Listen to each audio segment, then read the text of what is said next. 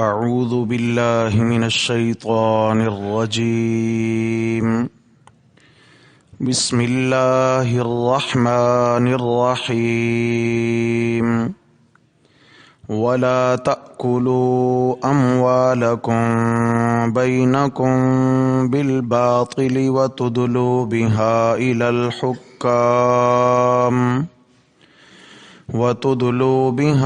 إلى الحكام لتأكلوا فريقا من أموال الناس بالإثم وأنتم تعلمون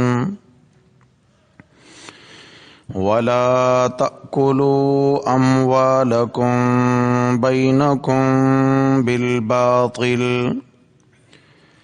اور مت کھاؤ ایک دوسرے کے مال آپس میں ناحق طور پر وَتُدْلُوا بِهَا إِلَى الْحُكَّامِ اور مت پہنچایا کرو ان مالوں کو حکمرانوں تک لِتَأْكُلُوا فَرِيقًا مِّنْ أَمْوَالِ النَّاسِ بِالْإِثْمِ تاکہ تم کھا جاؤ کچھ مال بعض لوگوں کا ناحق طریقے پر وَأَنْتُمْ تَعْلَمُونَ اور تم جانتے بھی ہو صدق اللہ ومن اصدق من اللہ قیلا اللہم صل علی سیدنا ومولانا محمد وعلى آل سيدنا ومولانا محمد وبارك وسلم عليه۔ گرامی قدر سامعین حضرات محترم، درس قرآن مقدس کے سلسلہ میں دوسرا پارہ سورۃ البقرہ اور اس کی آیت نمبر 188 آج ہمارے سبق میں شامل ہے۔ دعا ہے اللہ تبارک و تعالی ہمیں خداوند قدوس کی تمام شرعی حدود کا پاس نصیب فرمائے۔ اس آیت کریمہ سے پیچھے ہم جن آیات بینات کا پچھلے دنوں میں سبق پڑھا ہے اس میں جہاد فی سبیل اللہ اور انفاق فی سبیل اللہ کا حکم ہوا کہ اللہ کے دین کے تحفظ کے لیے اگر جان اور مال کی قربانی دینا پڑے تو دریغ نہ کرنا، لیکن جان اور مال قربان کرنے کے لیے یعنی اللہ کے راستے میں عملاً جہاد کرنے کے لیے باقاعدہ ایک ترتیب ہو اور جس میں مسلمانوں کا باہمی اتحاد ہو، اتفاق ہو، اور اس طرح وہ ایکا کر کے باہمی اتحاد کے ساتھ ایک نظم و ضبط کے ساتھ ایک امیر کی اطاعت میں کفار کا مقابلہ کریں تاکہ حدود شرعیہ کی حفاظت رہے۔ تو لازمی بات ہے کہ جان قربان کرنے کے لیے جہاد کے محاذ پہ جانا ہوگا، اسلامی مملکت کی سرحدوں کی حفاظت کرنے کے لیے گھر سے نکلنا ہوگا۔ تو جب تک اپنے گھر میں ماحول نہیں بنا ہوگا، اپنے محلے میں دین کا ماحول نہیں ہوگا، اپنے علاقے میں اور اپنے ملک میں جب تک اللہ تعالیٰ کی حدود نافذ نہیں ہوگی تو تب تک اتحاد اور اتفاق سے مسلمان باہر کے دشمن کا مقابلہ نہیں کر سکتے ہیں۔ اس لیے کہ ایک ملک میں دین اور اسلام اور نظام خلافت راشدہ کو نافذ کرنا تب ممکن ہو سکے گا کہ جب ایک بندہ اپنے اس 6 فٹ کے بدن پہ پورے کا پورا اسلام نافذ کر لے۔ اگر اپنے بدن پہ اسلام نافذ نہیں کر سکتا ہے، سنتوں کا تارک ہو رہا ہے، فرائض اس سے چھوٹ رہے ہیں اور دین اسلام کی دیگر بہت ساری باتیں اس کے اندر ابھی تک نافذ نہیں ہیں، تو لازمی بات ہے کہ ابھی اس کا اپنا دین مکمل نہیں ہے، اپنے اندر ابھی تک اس کا دین مکمل نہیں ہے۔ تو اس کے لیے ضروری ہے کہ اپنے دلوں پر محنت کرنا اور اپنے دلوں پر محنت کر کے مسلمانوں کے درمیان باہمی عملی طور پر اتفاق اور اتحاد کی فضا بنائی جائے.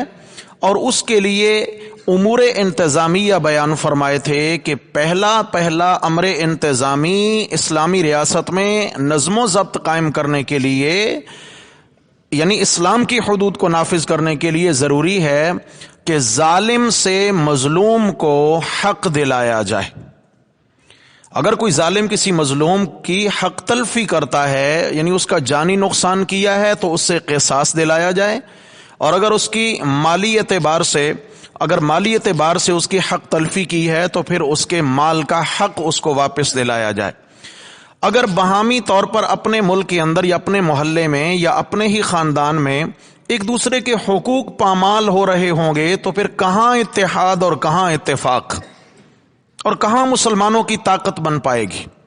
یا اللہ، یہ معاملات امور انتظامیہ کا نفاذ بڑا مشکل ہے. اس کے لیے کوئی آسان طریقہ؟ فرمایا اپنے دلوں پہ محنت کرو. سب سے پہلا قدم اپنے نفس پہ رکھو. سب سے پہلے اپنے نفس کو کچلو. اپنے نفس کے خلاف سب سے پہلے جہاد ہے. اپنے آپ کو سب سے پہلے اللہ تعالیٰ کی بات کی اہمیت سمجھانا ضروری ہے. دل میں اللہ تعالیٰ کے احکامات کی اہمیت جب آ جائے گی تو اس کا اپنے بدن پہ نافذ کرنا آسان ہوگا، پھر اپنے محلے اور بستی میں نافذ کرنا بھی آسان ہو جائے گا. تو اس کے لیے فرمایا کہ تقوی اختیار کیا جائے. دلوں میں اللہ تعالیٰ کی ذات عالیہ کا تقدس، اللہ تبارک و تعالیٰ کی کبریائی، اللہ تبارک و تعالیٰ کی عظمت کو بٹھایا جائے کہ یہ عظیم ذات ہیں جس کا یہ حکم ہے مجھے. وہ کبریا اور وراء الورا اللہ ہیں جن کا مجھے یہ حکم ہے. اللہ تعالیٰ کا تقوی اور پرہیزگاری دلوں میں آ جائے گی تو پھر اللہ کے حکموں کو نافذ کرنا کوئی مشکل نہیں رہے گا. یا اللہ، تقوی کے لیے کیا کیا جائے؟ فرمایا سب سے پہلا کام روزے سے تعلق مضبوط کرو. روزہ اس لیے کہ روزہ یہ دل کی پاکیزگی کا بہترین عمل ہے.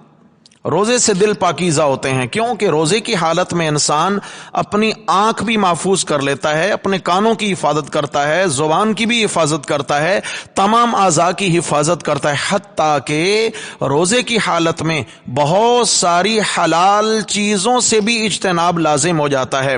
کھانا پینا اور منکوحہ بیوی حلال ہیں، لیکن روزے کی حالت میں شریعت نے ان کا استعمال جائز نہیں رکھا ہے.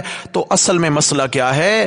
اللہ کا تقوی دل میں بٹھانا مقصود ہے کہ جب روزے کی حالت میں ان حلال چیزوں سے اجتناب کرنا سیکھ جائیں گے مسلمان تو عام حالات میں حرام سے بچنا آسان ہو جائے گا. عام حالات میں اصل حرام سے بچانا مقصود ہے. تو اس کے بعد آگے چل کر اللہ تبارک و تعالی نے روزے کے اعتکاف کے مسائل بیان فرمائے جو پچھلے اسباق میں تفصیل سے گزر چکے ہیں. اب یہاں ایک مسئلہ آیا ہے جس کا مال سے تعلق ہے، اور یہ تیسرا امر انتظامی ہے. پہلا امر انتظامی کیا تھا کہ اپنے ملک میں سب سے پہلے نظم و ضبط قائم کرو. اسلامی قواعد اور قوانین کو اپنے ملک میں، اپنی ریاست اسلامیہ میں نافذ کرو. قصاص کا قانون نافذ کرو. وصیت کے احکامات پر عمل پیرا ہو جاؤ اور کسی کی وصیت کو ضائع نہ کرو. جائز وصیت کیا کرو، وصیت کرتے وقت کسی کا حق مارا بھی نہ کرو. پھر اس کے بعد تیسرا امر انتظامی ہے کہ بہانے سے ایک دوسرے کے مال ہتھیانے کی کوشش بھی نہ کیا کرو. وہ کئی بہانے ہو سکتے ہیں کسی کا بھی مال ہتھیانے کے. تو یہاں آج کے سبق میں وہی مسئلہ آ رہا ہے کہ فرمایا چونکہ روزہ رکھوایا تھا تاکہ حرام سے بچنے کی عادت ہو جائے، اور آگے پھر حرام کی تھوڑی سی شرح بیان فرما دی ہے کہ لوگوں کے اندر عمومی طور پر مال کی محبت آ جاتی ہے اور مال کی محبت میں وہ کئی حدود و قیود بھول جاتے ہیں. تو چنانچہ اللہ تبارک و تعالیٰ نے یہاں دو مسئلے بیان فرمائے ہیں. ایک مسئلہ تو یہ ہے کہ کسی صورت میں بھی دوسرے کا مال ناجائز طرز پر مت لینا. ہاں، جائز طریقہ ہے جو تجارت کا، ایک دوسرے سے تجارت کا لین دین کرو اور اس میں جو شرعی اعتبار سے جائز نفع تمہارے لیے بچے گا وہ تمہارے لیے حلال ہے، جائز ہے، اس کا استعمال پاکیزہ ہے. اس کے سوا جو معاملات ہیں وہ ٹھیک نہیں ہیں. اور دوسرا مسئلہ ہے کہ کسی کا مال ہتھیانے کے لیے حکمرانوں کو ارباب اقتدار کو رشوت کے مال مت بھیجا کرو، یعنی رشوت دے کر کسی کا حق چھیننے کی کوشش نہ کیا کرو کہ ہم جج کو، قاضی کو رشوت دے کر فیصلے اپنے حق میں کروا لیں گے، یا کسی بھی محکمہ کے افسران کو رشوت دے کر فیصلے اپنے حق میں کروا لیں گے۔ فرمایا دنیا میں عارضی طور پر تو فیصلہ تمہارے حق میں سنا دیا جائے گا، زمین سے اوپر فیصلہ تم نے سن لیا، تمہیں وقتی طور پہ دوسرے کا مال مل بھی گیا، فرمایا زمین کے نیچے آؤ گے تو پھر ایک عدالت اللہ نے لگانی ہے، اور احتیاط کرو ایسا نہ ہو کہ کہیں کسی کے حقوق کی وجہ سے تمہاری آخرت داؤ پہ لگ جائے۔ تو یہاں دو مسئلے بیان ہوئے، عام معاملات میں دوسروں کے مال ناجائز طرز پہ مت کھائیے، نمبر دو رشوت کا لین دین ختم کیجئے، یہ حکمرانوں کو رشوت دے دے کر خراب مت کرو، ان کی عادات مت بگاڑو، ورنہ وہ ظالم بن بیٹھیں گے اور پھر یہ رعایا اور پبلک مظلوم ہو جائے گی۔ تو یہاں پر تیسرا امر انتظامی بیان فرمایا کہ جب تک اپنے ملک کے اندر، جب تک اسلامی ریاست کے اندر یہ قانون نافذ نہیں ہوتا کہ جب تک رشوت خوری کا بازار جو گرم ہے جب تک یہ ٹھنڈا نہیں پڑتا، جب تک رشوت کے دروازے بند نہیں ہوتے، تب تک اس ملک میں نظام خلافت راشدہ قائم نہیں ہو سکتا۔ یاد رکھنا رشوت ایک ایسا گناہ اور ایسا جرم ہے جو لازمی نہیں متعدی گناہ ہے، کئی معاشرے کے لوگ اس کی لپیٹ میں آتے ہیں، اور اس رشوت کے لین دین کے بعد پھر کئی لوگوں کے حقوق مارے جاتے ہیں، کئی پر ظلم ہوتا ہے اس رشوت کی آڑ میں۔ تو فرمایا کہ اگر آپس میں اتحاد چاہتے ہو تو پھر رشوت سے اجتناب کرو۔ اللہ تعالی ہم سب کو اجتناب کی توفیق نصیب فرمائے۔ تو فرمایا وَلَا تَأْكُلُوا أَمْوَالَكُمْ بَيْنَكُمْ بِالْبَاطِلِ، مت کھاؤ ایک دوسرے کے مال آپس میں باطل طریقہ پر۔ باطل طریقہ کیا ہوتا ہے؟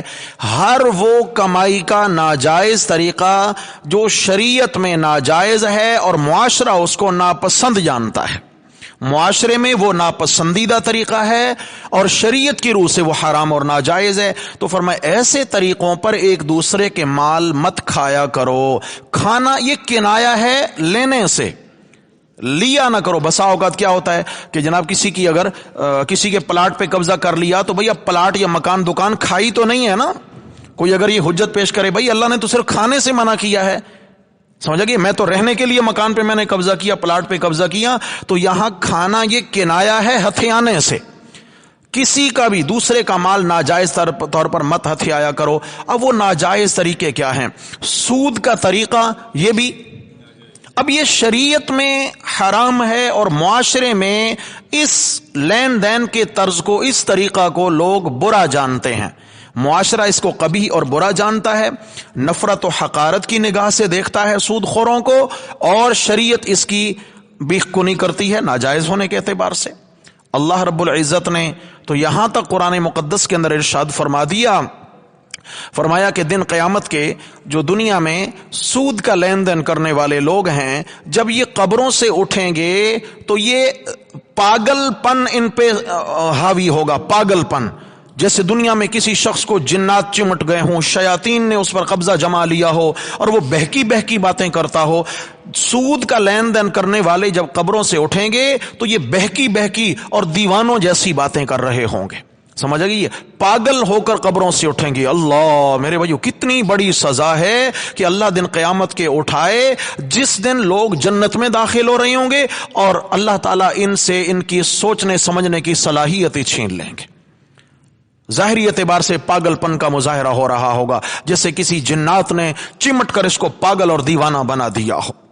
اور اس کے بعد اللہ تبارک و تعالی فرماتے ہیں کہ جو لوگ سود کا لین دین ترک نہیں کرتے، فَأْذَنُوا بِحَرْبٍ مِّنَ اللَّهِ وَرَسُولِهِ، میں اللہ اور میرے رسول کا ان کے خلاف اعلان جنگ ہے۔ فرمایا میں اللہ ان کو للکارتا ہوں، میرے نبی ان کو للکارتے ہیں کہ آؤ سود خورو، ہماری تمہارے خلاف جنگ ہے۔ ایمان سے بتاؤ میرے بھائیو، قیامت کا دن ہوگا، میرا بھی ایمان ہے، آپ کا بھی ایمان ہے کہ آقا دو جہاں صلی اللہ علیہ وسلم کی شفاعت کے بنا کسی کی مغفرت نہیں ہونی ہے۔ آپ علیہ الصلوۃ والسلام کو اللہ تعالی یہ ارشاد فرمائیں گے میرے پیغمبر اپنی امت کے گناہ گاروں کے حق میں شفاعت فرمائیے، آپ علیہ السلام شفاعت فرمائیں گے تو پھر کیا ہوگی؟ مغفرت ہوگی۔ لیکن ایک طرف معاملہ اگر الٹ ہے، اللہ تعالیٰ بھی کہتے ہیں کہ یہ میرا دشمن ہے، میری اس کے خلاف جنگ ہے، اللہ کے نبی بھی کہیں میری بھی اس کے خلاف جنگ ہے، اللہ کے نبی اس کے حق میں شفاعت فرمائیں گے؟ بھائی کتنا بڑا محروم ہو گیا انسان۔ دعا ہے اللہ تعالی ہم سب مسلمانوں کو ہدایت نصیب فرما دے، اللہ تعالی ان تمام کاموں سے اجتناب نصیب فرمائے جس سے میرے نبی صلی اللہ علیہ وسلم دن قیامت کے روٹھ جائیں گے۔ اللہ تعالی ہمیں اپنے نبی کے روٹھنے سے اپنی امان نصیب فرمائے۔ میرے بھائیو یہ بڑا سنگین مرحلہ ہوگا، بڑا سنگین مرحلہ ہوگا۔ اس طریقے سے فرمایا جوا کے ذریعے بھی چونکہ ناجائز طریقے سے دوسرے کا مال ہتھے آیا جاتا ہے، جوا، قمار، اس کے متعلق حدیث شریف میں آیا ہے کہ یہ اتنا بڑا جرم ہے اللہ کی نظر میں کہ ایک شخص جو جوا کھیل کے وہ جیت رہا ہے، بھلے ہار رہا ہے، مگر وہ جوئے کا عمل کر رہا ہے، کھیل رہا ہے، اس کی تو بات ہی چھوڑ دو کہ اللہ اس سے کتنے ناراض ہیں۔ فرمایا ایک ایسا شخص ہے کہ وہ دوسرے کو صرف دعوت دیتا ہے جوا کھیلنے کی، تعال اقامرک، یہ حدیث کے لفظ ہے، تعال اقامرک، آ بھائی بازی نہ کھیلیں، جوا کھیلیں، تعال اقامرک، صرف جوا کھیلنے کی دعوت دیتا ہے، ابھی انہوں نے عملاً جوا کھیلا نہیں ہے۔ آپ علیہ السلام نے فرمایا فلیتصدق، اس نے اللہ تعالیٰ کے جلال اور غصے کو چھیڑ دیا ہے، فرمایا اس کو چاہیے جلدی صدقہ دے کر اللہ تعالیٰ کے غصے کو ٹھنڈا کرے۔ اللہ تعالیٰ کے غیظ و غضب کو اس نے اپنی جانب متوجہ کر دیا ہے، جس نے دوسرے کو جوئے کی جانب متوجہ کیا فی الحقیقت اللہ کے غیظ و غضب کو اپنی جانب متوجہ کر لیا، کہیں اللہ کا غضب اس پہ نہ اتر پڑے۔ فرمایا اس کو چاہیے جلدی صدقہ دے کر اللہ کا غصہ ٹھنڈا کر۔ جوئے کی یہاں تک قباحت ہے، اور اس طریقہ سے ہر وہ حرام چیز کا کاروبار کرنا جیسے شراب، منشیات اور اس طرح کی ہر وہ چیز جو نقصان دہ ہو اور ممنوع ہو، اسلامی اعتبار سے ممنوع ہو، اسلامی اعتبار سے ان چیزوں سے کمایا ہوا مال یہ حرام ہے، ان چیزوں سے کمایا ہوا نفع حرام ہے۔ تو یہ بھی کیا ہے کہ دوسروں کا مال ناجائز طریقوں سے مت ہتھیاؤ۔ اسی طرح عقود فاسدہ، یہ لفظ سمجھیے، عقود فاسدہ، عقود عقد سے ہے، لین دین کے معاملات، بہت سارے معاملات ہوتے ہیں جناب علی، کیونکہ کاروبار مختلف ہیں، جیسے آج کل دیکھیں کہیں پہ کیا ہے جناب علی، وہ کپڑے کی مارکیٹ ہے، کہیں پہ لوہے کی مارکیٹ ہے، کہیں پہ موبائل کی مارکیٹ ہے، کہیں پہ کوئی ہے، کہیں تو ہر طرز پر الگ الگ کاروبار ہیں اور کاروبار ہو رہے ہیں ہر مارکیٹ کے، اور پھر ہر کاروبار کے الگ الگ شرعی قوانین ہیں، الگ قوانین ہیں شریعت کے۔ اگر ایک شخص کپڑے کا کاروبار کر رہا ہے تو اب وہ لوہے والے قوانین اس پر نہیں لگیں گے، اس کے شریعت نے الگ قوانین رکھے ہیں، نفع کس طرح جائز ہوگا۔ سونے کا کاروبار کرنے والا ہے، چاندی کا ہے، زیورات کا، اس کا الگ شریعت اعتبار سے نقطہ ہے، تمام کاروبار الگ ہیں۔ تو عقود فاسدہ کیا ہیں؟ کوئی شخص دوسرے بندے سے ایسے طریقے پر سودا کرتا ہے، ایسے طریقہ پر سودا کرتا ہے جو طریقہ شریعت میں ممنوع ہے، شریعت اس کی اجازت نہیں دیتی ہے، ممنوع ہے، تو ایسے طریقہ پر کمایا ہوا نفع حرام ہے۔ مسئلہ خوب سمجھیے، ایک ہے بے باطل۔ بے باطل کیا ہوتی ہے؟ وہ سودا جو بالکل باطل، حرام اور ناجائز ہے۔ ایک شخص نے خنزیر کا گوشت بیچنا شروع کر دیا، شراب بیچنا شروع کر دی، منشیات بیچنا شروع کر دی، تو یہ کیا؟ یہ سب بے باطل ہے، ناجائز ہے۔ ایک ہے بے فاسد، جائز طریقے سے تو وہ چیز بیچنا صحیح تھی لیکن اس نے اس کو ناجائز طریقہ پر بیچ دیا۔ موبائل ہے، اس کی خرید و فروخت جائز طریقہ پر جائز تھی لیکن اس نے اس کو ناجائز طریقے سے بیچ دیا۔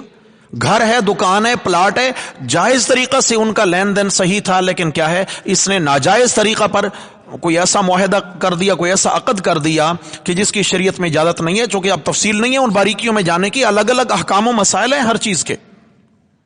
اب میں ایک موٹی سی مثال دے دیتا ہوں۔ ایک مجلس میں دو شخص جمع ہیں، ایک مجلس ہے، ایک دکان پر ایک شخص گیا ہے، مجھے موبائل خریدنا ہے۔ اب وہاں پر بات چیت ہو گئی ہے، ان کی بات چیت چل رہی ہے۔ اگر الگ ہونے سے پہلے انہوں نے شرعی طریقوں کے مطابق اپنی بے مکمل کر لی، اپنا سودا مکمل کر لیا، یعنی ایک چیز پر قبضہ ہو گیا، تو اب یہ بے نافذ ہے، یہ نافذ ہے۔ لیکن اگر بات ایک اینڈ تک نہیں پہنچی تھی، بس بیچ بیچ میں رہ گئی اور یہ الگ ہو گئے، تو اب یہ بے نافذ، ان کو دوبارہ سے پھر بے کرنا پڑے گی، ان کو دوبارہ سے پھر الگ پھر جمع ہونا پڑے گا، اور پھر کیا ہے ان کو یعنی اصالتاً آئے یا وکالتاً آئے، خود دکان پہ آ جائے یا کسی کو وکیل بنا دے، تو پھر نیا سودا کرنا پڑے گا۔ ایسے ہمارے ہاں بہت سارے معاملات ہوتے ہیں۔ ہمارے ہاں آج کل بہت ساری چیزیں جو ہے وہ چل رہی ہوتی ہیں جناب علی، صرف کیا ہوتا ہے کہ بھئی وہ صرف بات چل رہی ہوتی ہے جناب علی، چیز کی حقیقت نہیں ہوتی ہے۔ ایک شخص ہے وہ کہتا ہے میں نے اتنے کنٹینر خرید لیے، میں نے اتنے کنٹینر آگے بیچ دیے، وہ کنٹینر ہیں کہاں بھائی؟ وہ چیز ہے کہاں؟ حقیقت میں کوئی نہیں ہے، وہ صرف بات چل رہی ہوتی ہے معاشرے کے اندر۔ اس طرح نہیں ہے میرے بھائی۔ ایک چیز اگر خریدی ہے مارکیٹ سے، سودا ہوا ایک مجلس میں، یہ موبائل خریدا، تو اس پر قبضہ کریں۔ قبضہ اس کے بہت سارے طریقے ہیں، قبضہ جب تک ہو جائے گا نہیں ہوگا تو چیز کیا مالک نہیں بنے، قبضہ ضروری ہے۔ ہمارے ہاں بہت ساری چیزیں ایسی ہیں میرے بھائی کہ جن میں عقود فاسدہ پائے جاتے ہیں۔ جب کوئی عقد فاسد آ جائے تو اس کا نفع شرعاً جائز نہیں ہوتا ہے، اس کو ختم کرنا ہے، اس سودے کو ختم کرنا ہے، جائز طریقے سے پھر نافذ کرنا ہے۔ اس لیے قرآن مجید نے کہا وَلَا تَأْكُلُوا أَمْوَالَكُمْ بَيْنَكُمْ بِالْبَاطِلِ، ایک دوسرے کا آپس میں باطل اور ناجائز طریقے سے مال مت کھایا کرو۔ باطل کیا لفظ آیا بھائی؟ جاگ رہے ہیں؟ اب قرآن مجید ہے نا، صرف ایک مسئلہ تو نہیں ہے اس میں، لفظ باطل طریقے سے مال نہ کھایا کرو۔ یہ میرے سامنے سورہ توبہ ہے، 10واں پارہ، اور سورت کا نام سورہ توبہ، اور اس کی آیت نمبر ہے جی 34، آیت نمبر 34۔ یہاں بھی سمجھیے گا، اللہ تبارک و تعالیٰ فرماتے ہیں یا ایھا الذین آمنوا، اے ایمان والو۔ کن کو خطاب ہے؟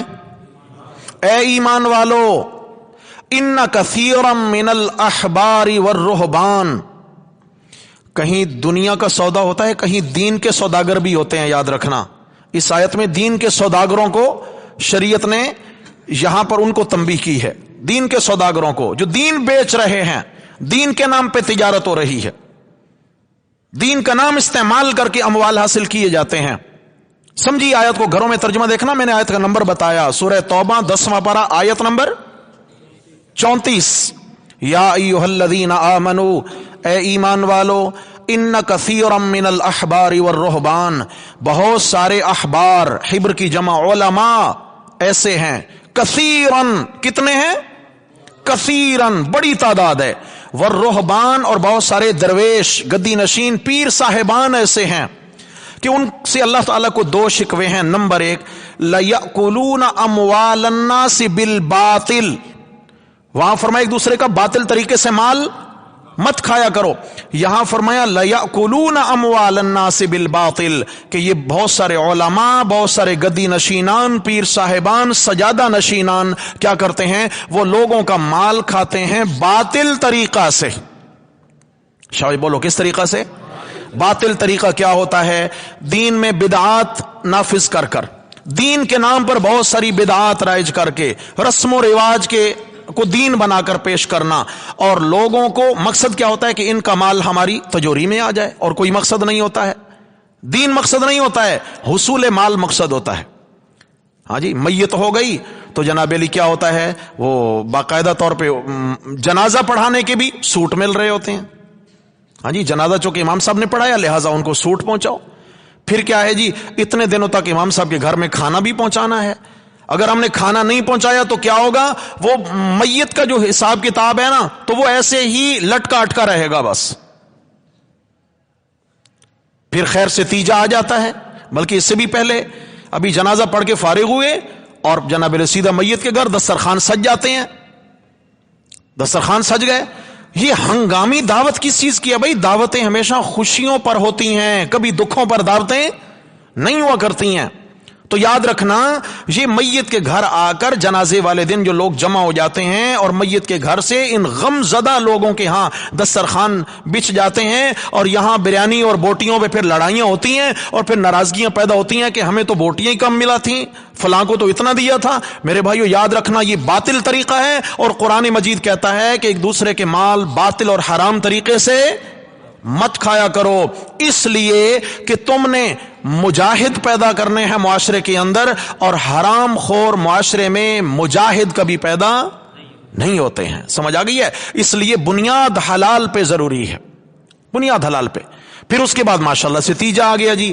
پھر تیجے میں کیا ہوتا ہے کہ اس میں باقاعدہ سے ایک دعوت ہوتی ہے، لوگ آ رہے ہیں، اس کے اندر مقصد کھانا ہے، مقصد کھانا ہے، لیکن کیا ہے، ادھر فاتحہ بھی پڑھ رہے ہیں، درود بھی پڑھ رہے ہیں، سورہ اخلاص کل شریف بھی پڑھ رہے ہیں، ساتھ کیا ہے جی چنے بھی پڑھے جا رہے ہیں، اور ساتھ گٹلیاں بھی پڑھی جا رہی ہیں.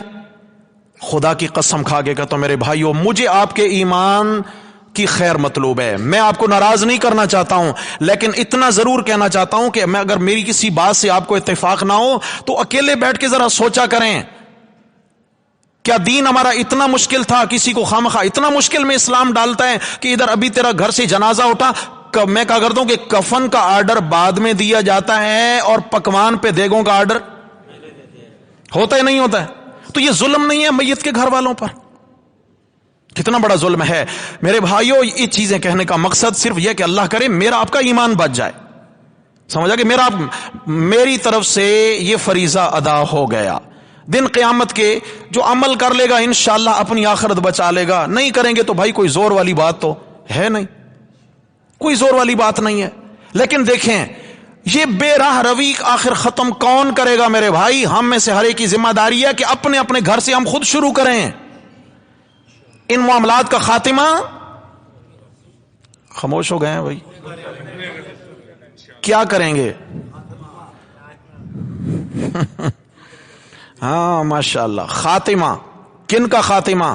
بریانی کا خاتمہ نہیں، ہاں رسومات کا خاتمہ، رسومات کا خاتمہ، ان رواجات کا خاتمہ جو دین کے نام پر لوگوں نے ثواب سمجھ کے کیا ہے. تیجے والے دن جو دیگیں پکتی ہیں کیا خیال ہے؟ گناہ سمجھ کے، ثواب سمجھ کے؟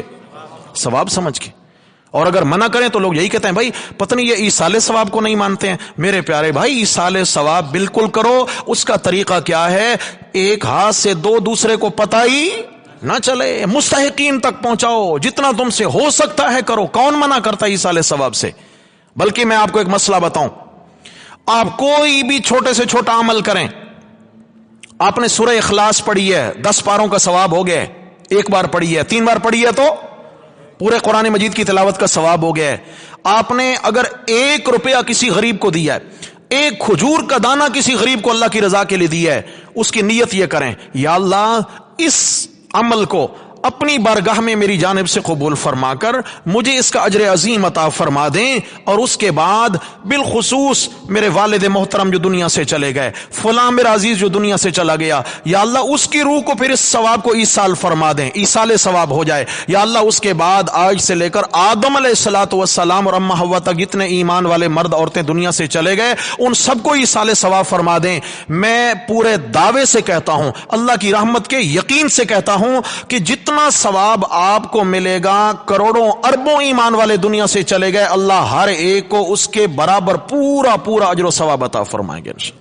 کون ایصال ثواب سے منع کرتا ہے میرے بھائی؟ لیکن یاد رکھنا ایصال ثواب میں علماء نے لکھا ہے 3 چیزوں کا لحاظ لازم ہے، 3 چیزوں کا لحاظ لازم ہے. نمبر 1 دن مقرر نہیں ہے ایصال ثواب کے لیے. دن مقرر، اچھا ہمیں بھوک پیاس لگنے کے لیے کوئی دن مقرر ہے جی؟ کوئی مقرر نہیں ہے، کوئی وقت نہیں ہے، کبھی بھی پیاس لگ جاتی ہے، کبھی بھی بھوک ستا دیتی ہے. نمبر 1 دن یا وقت مقرر نہیں ہو. یہاں تیجا 40واں ہے یا نہیں ہے؟ 11ویں شریف ہے، مقرر ہے. پھر برسی آ گئی، مقرر ہے. سب سے پہلی شرط ایصال ثواب کے لیے بولو، دن یا وقت مقرر نہ ہو. نمبر 2 چیز مقررہ کہ ہم نے تو صرف اور صرف کیا ہے جناب علی، یہ حلیم ہی کھلانی ہے، اور کھلانی بھی 10ویں محرم کو ہے. دن بھی مقرر ہو گیا اور چیز بھی مقرر ہو گئی، یہ سمجھے، چیز مقرر. نمبر 3 فرد مقرر نہ ہو. شیخ عبد القادر جیلانی رحمہ اللہ کے نام کی ہی 11ویں دینی ہے. کیوں دیتے ہو جی؟ ایصال ثواب کرتے ہیں. بھائی کیا صرف انہی کو ثواب کی ضرورت ہے؟ بولو. اچھا 10ویں محرم کو حضرت حسین رضی اللہ تعالیٰ عنہ کے نام کا ہم کھچڑا بناتے ہیں یا ہم حلیم بناتے ہیں اماموں کے نام، تو افراد مقرر ہوئے کہ نہ ہوئے؟ حقیقت میں یاد رکھنا یہ کوئی ایصال ثواب نہیں ہوتا ہے، یہ نظر و نیاز ہوتی ہے۔ ایصال ثواب جو کیا جاتا ہے نا، میری طرف دیکھیں، ایصال ثواب ہم کیوں کرتے ہیں کہ وہ اس وقت خود ثواب کا کام نہیں کر سکتے، بیچارے دنیا سے چلے گئے، اب وہ ہمارے عمل کے محتاج ہیں۔ کیا ہیں؟ عمل کے محتاج ہیں۔ ہم عمل کریں گے تو انہیں نفع پہنچے گا۔ ان میں سے کوئی ہے جو حضرت شیخ عبد القادر جیلانی کو محتاج سمجھ کے 11ویں دیتا ہو؟ کیوں نہیں بولتے بھائی؟ حضرت حسین رضی اللہ تعالیٰ عنہ کو اپنا محتاج سمجھ کے دیتا ہو؟ نہیں، ان کو حاجت روا سمجھ کے دیتے ہیں۔ پھر ایصال ثواب میں وہ تو محتاج ہیں، ان سے ہمیں کوئی خوف ہے؟ ندیاں تو کوئی نقصان کریں گے نہیں، لیکن 11ویں ندی تو پھر بھینس کا دودھ حضرت خوش کر دیں گے، سمجھ آ گئی ہے؟ پھر نقصان ہو جائے گا۔ تو میرے بھائیو، دوستو، بزرگو، قرآن مجید نے کہا، وہیں اپنے سبق کو ذہن میں رکھیں، دوسرے پارے والا آیت نمبر 188، کیا فرمایا کہ ایک دوسرے کا مال باطل طریقے سے مت کھاؤ۔ تو یہ بھی باطل طریقہ ہے۔ یا ایھا الذین آمنو، اے ایمان والو، یہ صرف مومنین کو اللہ تعالیٰ نے خطاب کیا، ایمان والو ایمان بچاؤ، ایمان والو۔ یا اللہ کس چیز سے؟ فرما ان کثیرا من الاحبار والرہبان، بہت سارے دین کے بے پاری پھرتے ہیں، دین کے نام پہ بڑا بے پار چل رہا ہے، بہت سارے علماء، بہت سارے گدی نشینان، پیر صاحبان ایسے ہیں کہ ان سے پہلا شکوہ لَيَأْكُلُونَ أَمْوَالَ النَّاسِ بِالْبَاطِلِ، وہ لوگوں کا مال کس طرح کھاتے ہیں؟ باطل طریقہ سے کھاتے ہیں، رسم و رواج پیدا کر کے کھاتے ہیں۔ نمبر 2، وَيَصُدُّونَ عَن سَبِيلِ اللَّهِ، اور لوگوں کو اللہ کی راہ سے روکتے ہیں، اللہ کے دین کی راہ سے۔ اب یہاں ایک سوال پیدا ہوتا ہے، یا اللہ کھاتے رہتے ظالم دین سے کیوں روکتے ہیں لوگوں کو؟ ان کو مال چاہیے تھا، مال لے لیتے، کم از کم لوگوں کو دیندار بننے دیتے۔ یہ ممکن ہے کہ ایک بندہ قرآن سیکھ جائے، دیندار بن جائے، اور پھر وہ ان کی پکڑ میں آئے؟ کیوں بھائی پکڑ میں آئے گا؟ پکڑ میں تب آئے گا کہ جب اس کو جاہل رکھا جائے، جب یہ دین سے بہرا ہو، اس کو دین کی دال کا بھی تعارف نہ ہو، پھر اس کا مال لینا بھی آسان، اس کی عزت چھیننا بھی آسان، اور سب کچھ اس سے لینا آسان ہے۔ لیکن جب اس کو دین کی سمجھ آ گئی تو پھر اس پہ کسی کا وار چلنے والا نہیں ہے۔ آئیے واپس سبق پر، تو یہاں فرمایا وَلَا تَأْكُلُوا أَمْوَالَكُمْ بَيْنَكُمْ بِالْبَاطِلِ، مت کھاؤ ایک دوسرے کے مال آپس میں باطل ناحق طریقہ پر، وَتُدْلُوا بِهَا إِلَى الْحُكَّامِ، اور حکمرانوں کو بھی یہ مال بطور رشوت کے مت دیا کرو، بطور رشوت کے۔ یہ کیا ہے؟ ایک شخص ہے، وہ قاضی کے پاس مقدمہ چلا گیا، مثلا ایک شخص کا میں مثال دیتا ہوں، پلاٹ ہے، حقیقت میں اس کا ہے، قابض کوئی اور ہے، حقیقت میں کسی کا ہے، قابض کوئی اور ہے۔ تو جو حقیقی مالک ہے اس بیچارے کے پاس کوئی پروف، اللہ کے ہاں وہی مالک ہے حقیقتاً، لیکن اب یہ جو قابض ہے یہ چرب زبان بھی ہے، تیز بھی ہے، پیسہ بھی پھینک سکتا ہے، پیسہ پھینک تماشا۔ پھر اس کے بعد وہ بیچارہ کمزور ہے، اب کسی قاضی کے پاس کیس چلا گیا، قاضی نے، لازمی بات ہے کسی جج نے دلائل سن کر شہادتیں دے کر ہی فیصلہ دینا ہوتا ہے، تو ایک جج، سب سے پہلے تو جو جج اور قاضی بننا ہے نا، یہ بڑی مشکل ذمہ داری ہے۔ نبی علیہ السلام نے فرمایا من جعل قاضیا فقد ذبح بغیر سکین، آپ نے فرمایا کہ جس کو قاضی اور جج بنا دیا گیا، یوں سمجھو کہ اس کو بنا چھری کے ذبح کر دیا گیا ہے۔ اتنی بڑی ذمہ داری ہے، بنا چھری کے۔ کیوں؟ کہ اگر غلطی سے کوئی فیصلہ غلط ہو گیا، کتنا بڑا نقصان اس کے ہاتھوں ہو جائے گا۔ اور اگر اس نے رشوت لے کر کسی کا خواہ میں جائز کو ناجائز اور ناجائز کو جائز قرار دے دیا، آخرت دو پہ لگی نہیں لگی؟ بڑی مشکل سیٹ ہے بھائی، بڑی ذمہ داری والا معاملہ ہے۔ تو ایک شخص نے، اب یہ قاضی کے پاس یہ مقدمہ چلا گیا ہے، قاضی نے دلائل سنے ہیں، دلائل سن کر فیصلہ اسی کے حق میں دے دیا جس کو بولنا بھی آتا تھا اور جس کے پاس قبضہ بھی تھا۔ اب جو بیچارہ حقیقی مالک ہے وہ منہ ہی دیکھتا رہ گیا، فیصلہ ہو گیا ادھر۔ اب بتائیں، اس کو تو اندر سے روشن ہے کہ نہیں کہ یہ چیز میری نہیں ہے، لیکن فیصلہ آ گیا میرے حق میں۔ یہاں یاد رکھیے، اگر قاضی کو حقیقت حال معلوم نہیں ہے، اس نے پوری کھوج لگا کے کوشش کر کے دلائل کی روشنی میں اس نے فیصلہ دیا، لیکن بیچارے کو حقیقت معلوم نہیں ہے، فیصلے میں غلطی ہو گئی، تو اس میں قاضی گناہگار نہیں ہے۔ یاد رکھنا، اس میں جج قاضی گناہگار نہیں ہے۔ فیصلہ ظاہراً قانون کے مطابق نافذ مانا جائے گا، لیکن شرعن یہ فیصلہ نافذ، یعنی معاشرے کے اعتبار سے تو یہ نافذ ہے، ٹھیک ہے، یہ مالک بن گیا، کاغذات اس کے نام ہو گئے، لیکن اللہ کے ہاں یہ بری و ذمہ نہیں ہے. سمجھ آ گئی؟ یہ بھی ہے کہ باطل طریقہ ہے، باطل طریقہ سے مال نہ کھایا کرو، بلکہ اگر آ چکا ہے کسی کا اس طرح مال تو اس کو جلدی لوٹانے کی کوشش کرو. اس لیے یہاں تو پیسے دے کر جان چھوڑا جاؤ گے، وہاں سب نیکیاں دینا پڑیں گی، اور نیکیاں ختم ہو گئی تو دوسرے کے گناہ اپنے کھاتے میں لینا پڑیں گے. اللہ اکبر. آپ صلی اللہ علیہ وسلم نے فرمایا، یہ کئی کتابوں میں حدیث ہے، کہ تم میں سے دو لوگ میرے پاس ایک مقدمہ لے کر آتے ہیں، اور ان میں سے ایک چرب زبان ہوتا ہے، وہ بولنے میں تیز ہوتا ہے، وہ بات جلدی اپنی سمجھانے میں جو ہے نا وہ ایک پاور رکھتا ہے، تجربہ رکھتا ہے. آپ علیہ السلام نے فرمایا کہ میں کسی کی باتوں سے متاثر ہو کر بسا اوقات فیصلہ اس کے حق میں کر دیتا ہوں. یہاں یہ بھی مسئلہ یاد رکھیے، آپ نے فرمایا اس کی باتوں سے متاثر ہو کر، اس کے شواہد سے متاثر ہو کر فیصلہ کر دیتا ہوں، تو معلوم ہوا کہ میرے نبی عالم الغیب. بولو بھائی، توحید کا سبق بھول تو نہیں گئے؟ آپ السلام عالم الغیب ہوتے تو کسی کی باتوں سے متاثر نہ ہوتے. میں کسی کی باتوں سے متاثر ہو کر فیصلہ اس کے حق میں کر دیتا ہوں، تو یاد رکھیے اس کو آگ کا انگارہ دے دیا گیا ہے، چاہے تو اٹھا لے چاہے تو چھوڑ دے، کیونکہ اس کو پتا ہے کہ میں ناجائز کر رہا ہوں، اس کو اندر سے روشن ہے کہ یہ چیز میری نہیں ہے. تو یہاں میرے بھائیوں شواہد جو ہے نا وہ کافی نہیں ہوتے ہیں، بلکہ حقیقت حال بندہ خود اپنے ضمیر، استفت قلبک، اپنے ضمیر کو مفتی بنا لے. یہ اندر بڑا مفتی بیٹھا ہے، باہر سے جتنے بھی فتوے لے کے ہیں، یہ جو اندر مفتی بیٹھا ہے نا، اس نے جو فتویٰ دینا ہے اس کے برابر کوئی اور فتویٰ جو اندر سے آواز آتی ہے نہیں، سب تیری ہاں میں ہاں ملا رہے لیکن تو غلط ہے، سب تجھے ٹھیک کہہ رہے ہیں لیکن تو ہی غلط ہے. اندر سے جو آواز ہوتی ہے نا، اصل یہ آواز ہوتی ہے ضمیر کی آواز. ضمیر کا فیصلہ سب سے پاورفل فیصلہ ہوتا ہے، اس کو مد نظر رکھا جائے. اس لیے یہاں فرمایا حکمرانوں کو رشوت دے کر ایک دوسرے کے مال مت ہتھیاؤ. اس میں یہ دوسرا مسئلہ ہے کہ جیسے کسی کا حق لینا ہے، جیسے آج کل اللہ معاف فرمائے قبضہ مافیاز ہیں، کیا ہیں کہ وہ جناب پیسہ پھینکتے ہیں، رشوت خوب دیتے ہیں اداروں میں، اور رشوت دے کر لوگوں کے حقوق پہ قبضے جما لیتے ہیں.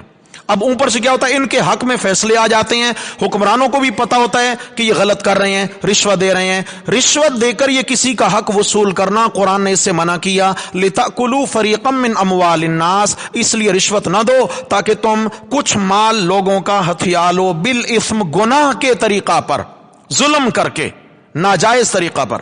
آپ علیہ السلام نے فرمایا الراشی والمرتشی کلاہما فی النار، رشوت دینے والا رشوت لینے والا دونوں جہنم کا ایندھن ہے، کوئی بری و ذمہ نہیں ہے. اس میں الگ مسئلہ ہے، یہ مسئلہ بھی سمجھ لیں جی، یہ بڑا نازک مسئلہ ہے. ایک ایسا بندہ ہے اس بیچارے کا جائز حق پھنسا ہوا ہے، آج کل یہ معاملہ بہت زیادہ ہے. ایک بندہ اس کا بالکل جائز حق پھنسا ہوا ہے، لاکھوں روپے اس کے جائز تھے اور پھنس گئے. اب ادارے طاقتور ہیں، ادارے کہتے ہیں کہ بھئی جب تک تم ہمیں کچھ چائے پانی نہیں دو گے نا، کیا نام ہوتا ہے، خرد کا نام جنو رکھ دیا، جنو کا خرد، ٹھیک ہے نا، زہر کا شکر، شکر کا زہر رکھ دیا. ہمیں جب تک تم کچھ چائے پانی نہیں دو گے تو ہم تمہارے حق میں فیصلہ نہیں دیں گے، ہم سائن نہیں کریں گے فائلوں پہ، اور یہ تمہارا یوں ہی کیس لٹکا رہے گا. تو یہاں علماء کرام نے یہ مسئلہ لکھا ہے کہ اگر یہ مجبور ہے، اس کا جائز حق پھنسا ہوا ہے، تو یہ بالکراہت رشوت دے کر اپنا جائز حق وصول کر سکتا ہے. امید ہے اس کو اس کا گناہ نہیں ہوگا، لینے والا ہی اس کا گناہگار ہوگا. لیکن ایک شخص ایسا ہے کہ وہ دوسرے کے پلاٹ پہ قبضہ جمانے کے لیے رشوت دے رہا ہے، یہ مجبور ہے نہیں، یہ تو ظالم ہے، یہ تو قبضہ مافیا ہے. آپ علیہ الصلوۃ والسلام نے فرمایا کہ جس شخص نے من اخذ شبرا من الارض، جس نے ایک بالشت کے بقدر کسی کی زمین پہ قبضہ جمایا، کسی کی پلاٹ پہ، گھر پہ، دکان پہ، ہاں جی، ملکیت پہ، ایک بالشت کتنی ہے، اس بالشت میں کتنے کمرے آ جائیں گے بھائی، کیا بنے گا بالشت میں، اس کی قبر بھی نہیں بنے گی. جس نے ایک بالشت بقدر کسی کی ملکیت پہ قبضہ جمایا تو دن قیامت کے 7 زمینوں تک یہ اٹھا کر اس کے گلے میں توق کے طور پہ زمین ڈال دی جائے گی، اور اس کو اٹھا کے چلنا پڑے گا کیا خیال ہے میرے بھائی؟ دنیا میں ہی اپنے بوجھ ہلکے کر جائیں نہ کر جائیں؟ اب خاموش ہو گئے ہیں. ہم پیچھے مڑ کے دیکھیں ذرا, کسی کا کوئی حق ہمارے ذمہ تو نہیں ہے. ہم نے کسی کے حق پہ قبضہ جما رکھا ہو, وراثت کی تقسیم ہم نے غلط کر رکھی ہو, ہاں جی, کہیں تقسیم کے معاملات میں ہم نے جان بوجھ کے غلطی کر رکھی ہو, کسی کا حق ہماری طرف آیا ہو اس کو پتہ بھی نہ ہو, تو میرے بھائیو آج سے ہی ہم توبہ طائب ہوں. توبہ طائب ہونے کا طریقہ یہ نہیں ہے آنسو بہائیں معاف ہے, نہیں, آنسو بہائیں, اللہ سے معافی مانگیں اور حقدار کو اس کا حق لوٹائیں. پھر اللہ سے رو رو کے معافی مانگے, یا اللہ آج تک جو کچھ میں نے استعمال کر لیا مجھے معاف فرما دیں. امید ہے کہ اللہ تعالیٰ درگزر فرمانے والے ہیں. اس طرح آگے فرمایا وَأَنْتُمْ تَعْلَمُونَ, لوگوں کے مال گناہ کے طرز پر نہ لیا کرو. أَنْتُمْ تَعْلَمُونَ, تم اندر سے جانتے بھی ہو کہ یہ چیز ہماری, تم ناواقف نہیں ہو. انتم تعلمون, فرمایا خوب جانتے ہو تم کہ یہ ہم ظلم کر رہے ہیں, زیادتی کر رہے ہیں. تو میرے بھائیو یہاں پر یہ تیسرا امر انتظامی بیان ہوا ہے کہ اگر جہاد کے میدان میں اگر تم کفار کے مقابلے میں کامیاب ہونا چاہتے ہو تو اس کے لیے سب سے پہلے تم اپنی مملکت اسلامیہ کے اندر شرعی قوانین کا نفاذ کرو. اور شرعی قوانین کا نفاذ کا مطلب یہ ہے کہ اپنی ریاست میں اپنے ریاست کے باسیوں کے حقوق کا تحفظ کرو. کیا کرو بھائی؟ تحفظ کرو. اور یہ حکمرانوں کی بہت بڑی ذمہ داری ہے. وقت کے حکمران, یاد رکھنا حکمران صرف وزیر اعظم نہیں ہوتا ہے, صرف چیف آف آرمی سٹاف نہیں ہوتا ہے حکمران. ایک اگر تھانے کا ایس ایچ او ہے تو وہ بھی حکمران ہے, اس کے پاس بھی انصاف کا ترازو ہے, وہ کیا کر رہا ہے. ایک اگر یو سی ممبر ہے تو وہ بھی حکمران ہے, یاد کرنا کہ وہ کہیں اس گلی کا حق اس گلی میں تو نہیں پھینک رہا, ادھر کا حق ادھر تو نہیں دے رہا ہے. سمجھ آ گئی ہے؟ چھوٹے سے لے کر بڑے تک آپ علیہ السلام نے فرمایا الا کلکم راع وکلکم مسئول عن رعیتہ, تم سب کے سب نگران بنا کر بھیجے گئے ہو, ذمہ دار بنا کر بھیجے گئے ہو, اور تمہاری ذمہ داریوں کا اللہ نے تم سے حساب لینا ہے. ہر بندے کی اللہ نے الگ الگ ذمہ داریاں لگائی ہیں. تو میرے بھائیو یہاں ضروری ہے فرمایا کہ اگر دل میں تقوی پیدا کرنا چاہتے ہیں تو پھر کیا کریں, رزق حلال کی کوشش کریں اور حرام سے اجتناب کریں, کیونکہ آپ علیہ الصلوۃ والسلام نے فرمایا کہ حرام کھانے والے شخص کی اللہ دعا قبول نہیں کرتے. مطعمہ حرام مشربہ حرام وَمَلْبَسُهُ حَرَامٌ فَأَنَّىٰ يُسْتَجَابُ لَهُ, فرمایا جس شخص کا کھانا حرام کا, پینا حرام کا, پہنا ہوا لباس حرام کا ہے, اَنَّىٰ يُسْتَجَابُ لَهُ, بھلا یہ بھی اس امید میں ہے کہ اللہ میری بھی دعائیں قبول کرے گا. فرمایا نہیں, عبادت اور دعاؤں کی قبولیت کے لیے کیا ہے جی, رزق حلال ہو, پایا پیا کھایا کیا ہو, حلال ہو. اور یقینی بات ہے آج میرے بھائیو ہم جو کما کر اپنی اولادوں کے پیٹ میں لقمے ڈالتے ہیں, حقیقت سے کہہ رہا ہوں کہ آج اگر اپنی اولاد کے پیٹ میں ہم حلال ڈالیں گے اللہ ہماری اولادوں کو فرما بردار بنائے گا, اللہ تعالیٰ ہماری اولادوں کو حیادار بنائے گا, اللہ ہماری اولادوں کو دیندار بنائے گا. ہمارے مرنے کے بعد وہ ہمیں اتنے تحائف بھیجیں گے, اتنے تحائف بھیجیں گے کہ ہم حیران ہوں گے کہ یہ کیا ہے. صرف کیا ہے کہ اگر ہم نے ان کی تربیت حلال کے ذریعے سے کی ہے. لیکن اگر ہم نے محض کہا کہ یہ اولاد کا پیٹ پالنا ہے, بھئی پیٹ تو جنگل کے جانوروں کا بھی پل رہا ہے. اگر کھلانا پلانا تربیت ہے تو نہیں, اللہ جنگل کے درندوں کو کھلا پلا رہے ہیں. کھلانا حلال ہے, تربیت دین کے احکامات سے کھانا ہے, دین کے احکامات سے کھانا ہے. دعا ہے اللہ جل شانہ ہم سب کو اس آیت کریمہ کے احکامات پر عمل پیرا رہنے کی توفیق نصیب فرمائے. اقول قولی ھذا استغفر اللہ واتوب